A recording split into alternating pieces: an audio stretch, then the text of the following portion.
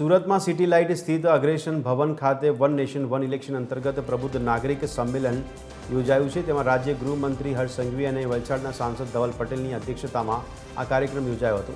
કાર્યક્રમમાં મજૂરા વિધાનસભાના નાગરિકો જોડે વન નેશન વન ઇલેક્શનને લઈને ચર્ચા કરાઈ। મોટી સંખ્યામાં નાગરિકો ઉપસ્થિત રહ્યા હતા। બંને નેતાઓએ વન નેશન વન ઇલેક્શનને લઈને લોકોના મંતવ્યો પણ જાણ્યા છે।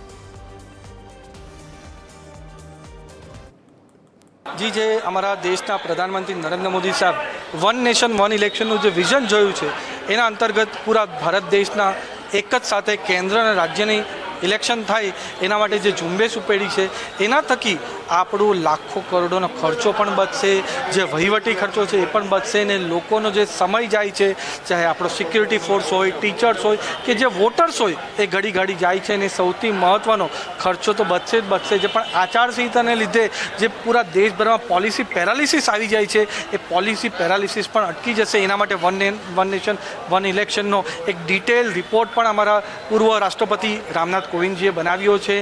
એને હમણાં જેપીસીના અંતર્ગત પૂરું બધી પાર્ટી સાથે ડિસ્કશન થઈ રહ્યું છે અને પૂરા ભારત દેશ આમાં જોડાય એના માટે પ્રબુદ્ધ નાગરિક સંમેલન પૂરા ભારત દેશમાં કરીને પ્રબુદ્ધ નાગરિકને આ વન નેશન વન ઇલેક્શનના સંદર્ભે અમે એજ્યુકેટ કરીએ છીએ અને એમના પણ મંતવ્યો લઈને સારામાં સારું બિલ આપણા દેશ હિત માટેને જેમ નરેન્દ્ર મોદી સાહેબ સપનું જોઈ રહ્યા છે કે 2047 લગીને આપણો ભારત દેશ વિકસિત ભારત બનશે, એનું આ one nation one election Neev નાખવાનું કામ કરશે। એ સંદર્ભે જ આજે મજૂરા વિધાનસભામાં આપણા ગુજરાત રાજ્યના ગૃહમંત્રી હર્ષભાઈ સંઘવીના આમંત્રણ પર હું અહીંયા આવીને આ વિશે મેં પૂરા લોકોને જાણકારી આપી છે।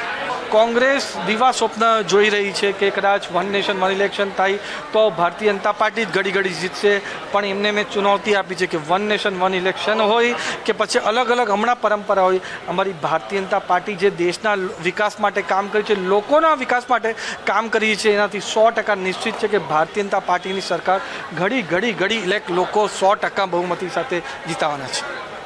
વન નેશન વન ઇલેક્શનના વિચારોને આભાર કરતા આજે એક પ્રબુદ્ધ નાગરિક સંમેલનનું આયોજન કરવામાં આવ્યું હતું।